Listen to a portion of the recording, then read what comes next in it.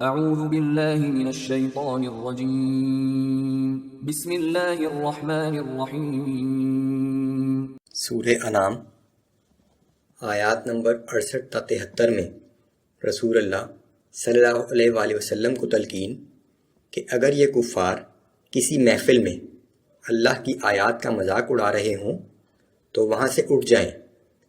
کفار کو یہ پیغام کہ مسلمان اللہ کے سوا کسی ایسی ہستی کو نہیں پکار سکتے جو نہ فائدہ پہنچا سکتی ہو نہ نقصان۔ مسلمانوں کو تلقین کہ نماز قائم کریں اور اللہ ہی سے ڈرتے رہیں۔ اس نے آسمانوں اور زمین کو کسی مقصد ہی کے تحت پیدا کیا ہے۔ اعوذ باللہ من الشیطان الرجیم۔ وَإِذَا رَأَيْتَ الَّذِينَ يَخُوضُونَ فِي آيَاتِنَا فَأَعْرِضْ عَنْهُمْ حَتَّى يَخُوضُوا فِي حَدِيثٍ غَيْرِهِ۔ اور جب تم دیکھو کہ لوگ ہماری آیات پر بیہودہ نکتہ چینی کر رہے ہیں تو ان کے پاس سے ہٹ جاؤ یہاں تک کہ وہ کسی دوسری بحث میں لگ جائیں۔ وَإِمَّا يُنْسِيَنَّكَ الشَّيْطَانُ فَلَا تَقْعُدْ بَعْدَ الذِّكْرَى مَعَ الْقَوْمِ الظَّالِمِينَ۔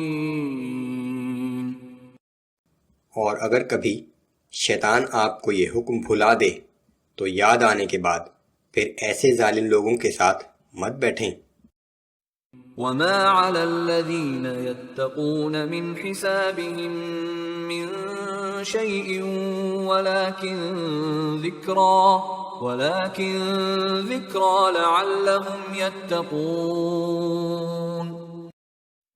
جو لوگ پرہیزگار ہیں ان پر ان نکتہ چینیوں کے حساب کی کوئی ذمہ داری نہیں، لیکن ان پرہیزگاروں پر ان کفار کو نصیحت کرنا فرض ہے تاکہ وہ بیہودہ گوئی سے باز رہیں۔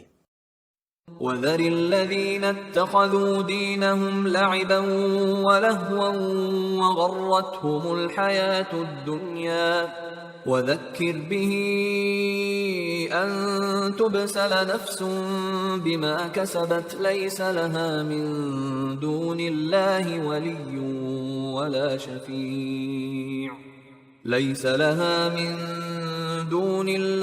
وَلِيٌّ وَلَا شَفِيعٌ وَإِن تَعْدِلْ كُلَّ عَدْلٍ لَا يُؤْخَذْ مِنْهَا۔ اور ان لوگوں کو ان کے حال پر چھوڑ دو جنہوں نے اپنے دین کو کھیل تماشا بنا رکھا ہے اور جنہیں دنیا کی زندگی نے دھوکے میں مبتلا کر دیا ہے۔ ہاں مگر یہ قرآن سنا کر نصیحت کرتے رہو کہ مبادا کوئی شخص اپنے اعمال کی بنا پر عذاب میں مبتلا ہو جائے کہ اس وقت اللہ کے علاوہ کوئی سفارشی اور مدد کرنے والا نہ ہوگا، اور اگر وہ ہر ممکن چیز فدیہ میں دے کر چھوٹنا چاہے تو وہ بھی اس سے قبول نہ کی جائے گی۔ أولئك الذين أبسلوا بما كسبوا لهم شراب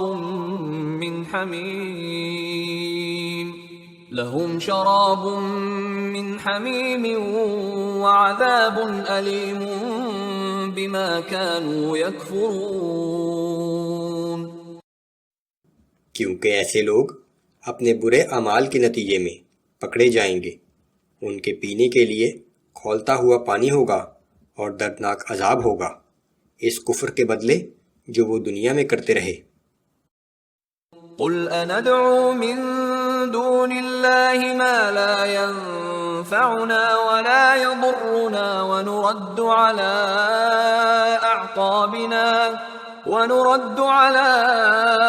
أعقابنا بعد إذ هدانا الله۔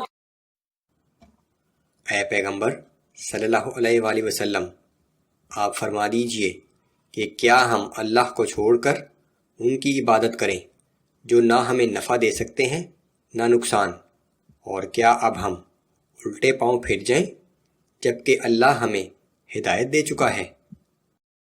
كالذي استهوته الشياطين في الأرض حيران له أصحاب يدعونه إلى الهدى ائتنا اور اس شخص کی مانند ہو جائیں جسے جنگل میں شیاطین جنات نے راستہ بھلا دیا ہو اور وہ حیران و سرگرداں مارا مارا پھرتا ہو، اس کے ساتھی اسے سیدھے راستے کی طرف بلا رہے ہوں کہ ہماری طرف آ جا، لیکن وہ کسی کی نصیحت قبول کرنے کو تیار نہ ہو۔ قل إن هدى الله هو الهدى وأمرنا لنسلم لرب العالمين۔ آپ فرما دیجئے کہ بے شک اللہ کا بتایا ہوا راستہ ہی سیدھا راستہ ہے، ہمیں تو یہی حکم ہوا ہے کہ ہم رب العالمین کے فرما بردار بن جائیں۔ وَأَنْ أَقِيمُوا الصَّلَاةَ وَاتَّقُوهُ وَهُوَ الَّذِي إِلَيْهِ تُحْشَرُونَ، اور یہ بھی کہ تم نماز قائم کرو اور اللہ سے ڈرتے رہو، اور وہی تو ہے جس کے حضور تم سب جمع کیے جاؤ گے۔ وَهُوَ الَّذِي خَلَقَ السَّمَاوَاتِ وَالْأَرْضَ بِالْحَقِّ، اور وہی ہے جس نے آسمانوں اور زمین کو خاص مقصد کے لیے پیدا کیا۔ وَيَوْمَ يَقُولُ كُن فَيَكُونُ قَوْلُهُ الْحَقُّ، اس دن وہ فرمائے گا کہ ہو جا تو وہ ہو جائے گی، اس کا ہر فرمان برحق ہے۔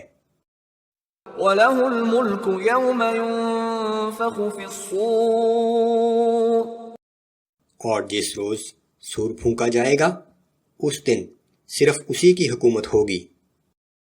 عَالِمُ الْغَيْبِ وَالشَّهَادَةِ وَهُوَ الْحَكِيمُ الْخَبِيرُ،